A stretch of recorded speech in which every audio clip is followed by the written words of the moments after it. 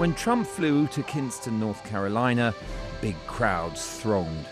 The message, as in so many of his stops, bold, uncompromising, and highly personal in taunting his opponent, attacking the current president, and promising to nullify his legacy. Can we live another 4 years with another Obama? I don't think so. I don't think so. But while Trump's outspoken rhetoric has made the weather on many a quiet news day, it hasn't turned the polls around, even after the latest Hillary email revelations. Well, the polls may have Donald Trump many points behind, but in this area of rural North Carolina, thousands of people have turned up to hear him speak. And their excitement about this event and being here leads them to be suspicious of those polls, suspicious of Hillary Clinton, particularly when their candidate is saying the whole thing might be rigged. In some places in North Carolina, some of the voting machines are already changing people's ballots. Like if they vote Republican, it changes it to a Democrat. So I guess you just got to be vigilant and pay attention to what you're doing. She's a criminal, and she'll do whatever it takes. They got the money to do whatever it takes. It's a shame that we've come to this, you know. But if she wins, it's probably going to be ugly. And what's your attitude to Hillary? That says it all.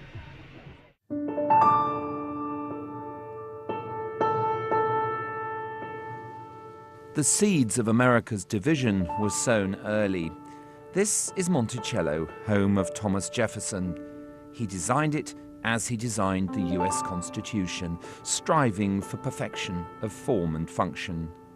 The separation of powers between Congress and President required them to cooperate. Yet 22 years after declaring independence, Jefferson wrote from the Capitol, "Politics and party hatred destroy the happiness of every being here." If getting into heaven required belonging to a political party, then Jefferson wrote, "I will gladly not go." America's gun owners look back to the Revolution and the oft-cited constitutional right to bear arms. Now, facing the prospect of a Hillary Clinton victory, Paul Valone and Don Pomeroy of the advocacy group Grassroots North Carolina are in uncompromising mood. For our political action committee to raise money to elect or defeat candidates, we've been running a raffle, and we're raffling off an AR-15, 1,000 rounds of ammunition, and a portrait of Hillary Clinton. The fact is that Hillary Clinton, if elected, will be the salesperson of the 21st century for firearms. Here they're proud to have frustrated President Obama's attempts at gun control during his 8 years in office and campaign actively against Hillary, seeing her as a threat to much more than their firearms. We're becoming involved in particular in this election because the Supreme Court is at stake. If Hillary Clinton makes an appointment, a 5-4 conservative court will become 4-5, and then frankly all bets are off. In many states, voting's already started.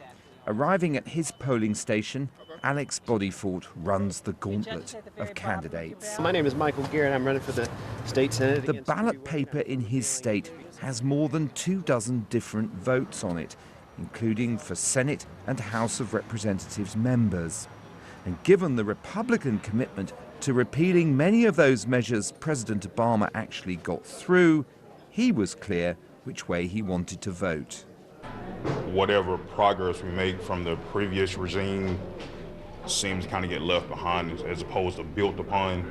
So it's like hitting the reset button every election, and it doesn't really make a whole bunch of sense. It's like you would think whatever positive stuff we had going on, we can use some of that and build upon it as opposed to just blowing the whole thing up and starting over. But haven't fights between a president and Congress come and gone as regularly as the seasons or the harvests in this country? Up to a point, but blocked by partisan politics, the last Congress passed 1/3 as many laws as one mocked in the late 1940s as the Do-Nothing Congress. Many people think this is something that's only developed in the last few years, but actually this is something that's been developing very steadily and relentlessly beginning in the early 1980s in the United States and getting worse sort of every election cycle to a point now where it's extremely visible to everybody. The ability of Congress to legislate on the issues the public identifies as the major issues of the day has dramatically diminished in this period of extreme partisan polarization. And the polarization or fragmentation of American politics is not just driven by the right.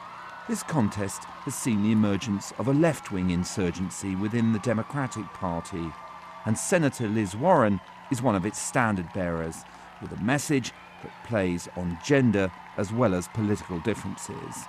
I got news for Donald Trump and Richard Burr, and that is nasty women vote in North Carolina. Am I right? Are you ready to vote? Are you ready to get these men out of our lives forever? Yes! And for this audience, at a women's college in North Carolina, there was plenty of support for her brand of politics.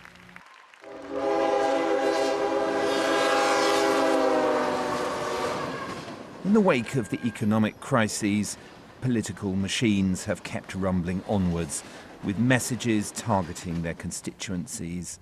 On one side of the tracks, gun owners, blue-collar whites, evangelicals. On the other, women, ethnic and gay voters. And on each side, the electoral battle is now painted as one for a way of life and hard-earned rights.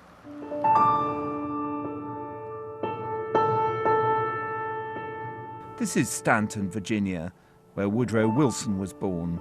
He was the only professional political scientist to have occupied the White House. Frustrated by the Constitution, Wilson wrote that he would prefer England's parliamentary system instead of this miserable delusion of a republic. Over here we have his typewriter. He would often type his own work. Wilson fought many battles with Congress. So what would he make of today's polarization and gridlock? I do believe it's objectively worse today. I don't see it getting any better anytime soon. We do not have a unifying person who is coming up as president, regardless of who is the president and who is elected president November 9th. Polls consistently show that their likability rating is less than 50% for both parties. I think that we are going to see a lot more of that gridlock happening unfortunately, in at least the next 4 years. Extreme partisanship isn't a new thing. Woodrow Wilson would have recognised it all too well.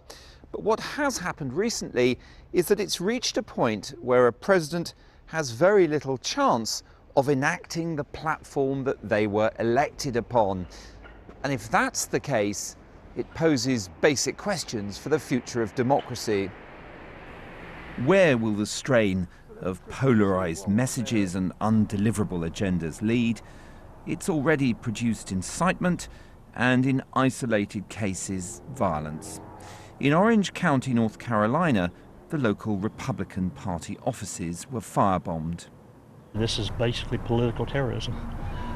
This is not I don't think, a party thing, a Democrat or a party thing. This is political terrorism. So I want you just to show you the effect of the firebomb. Nearby, a wall was daubed, Nazi Republicans leave town or else. Condemned by Democrats, some of whom even offered money to rebuild this office, this was an unusual incident, but not perhaps an unexpected one, given the heated rhetoric of this campaign. In the end, whoever wins the presidency will find themselves dealing with Congress. After the Obama years of gridlock and strife on the Hill, there's every sign that things could be about to get even worse.